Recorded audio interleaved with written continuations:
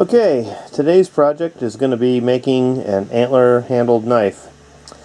This is kind of a look at some of the stash of flint that I've been accumulating, and what I need to do is pick out the perfect piece of stone to make a nice blade, and I've got one kind of in mind right here. This one looks really pretty.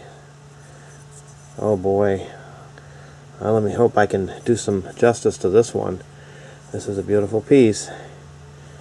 Yeah, let's see if we can turn that into a knife blade. So I'll be back with whatever I get out of this blade. Here's some Kia Cook here. I just got this from Craig Ratzett, and it's a whole 6.5 gallon pail full of it.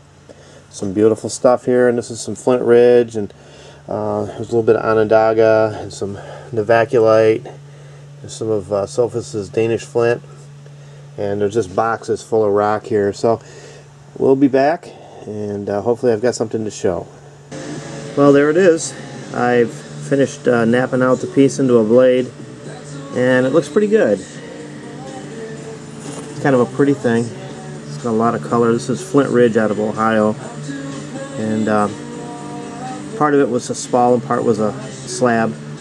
And you know, there were some things in there that challenged me a little bit, like if you look closely up in this area here, a little quartzy vein that didn't really want to run flakes well, so I got through it, and now the next task is to match this up with a piece of antler, and I'll show you when I get that picked out and how I prepare that. So next step, antler.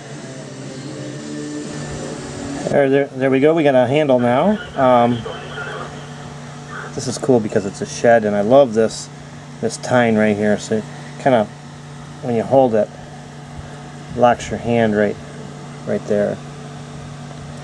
So this is all fitted in. I drilled out the end of the antler.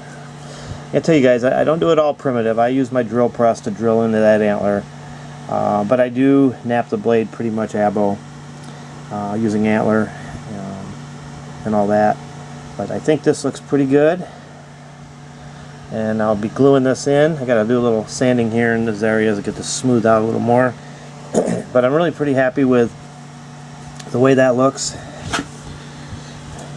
think that's going to be a good looking knife. Just love this stone. I mean, how does it get any prettier than that? So it's all fitted good. I grind in here just so that it won't cut your hand, and it gives you that really good grip. So when it's all done, I'll be back and we'll take a look at it. I know you probably didn't learn a whole lot watching this, but I just wanted to show you, that I make the blade, then I find the antler and fit it all up, glue it, and then I'll make a sheath for this. So thanks for watching. Well, here's the finished piece. It was just such a beautiful blade, I didn't want to hide it in a sheath, so I made a stand for it.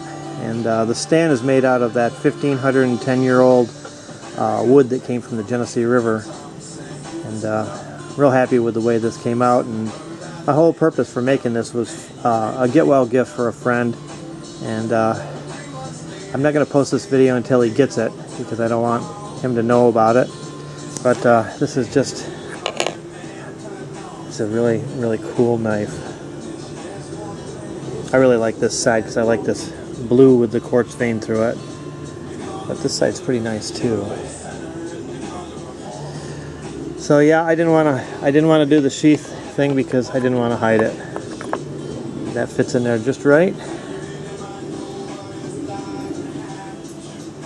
That's a shed antler.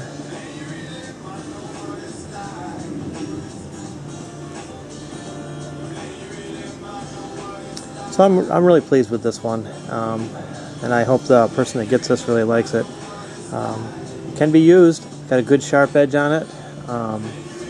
That's all up to whoever receives this. But anyway, this has been a fun project, and one that I wanted to get to today while I had time. It's hot here. It's in the mid-90s, which is really rare for this time of year for us. But hey, I'll take it because it's still summer, and I'm digging it. So thanks for watching, and I'll be back with more. Here's a real quick look at a Etley I just made after getting those beautiful bases from Brooksy. I studied them a little bit, and I thought, oh, just give this a try. And I think this Etley's really close, more right on the money than any I've had before. This guy is a thin one, but I think that looks true to form, and I really like it. So there's my latest Etley.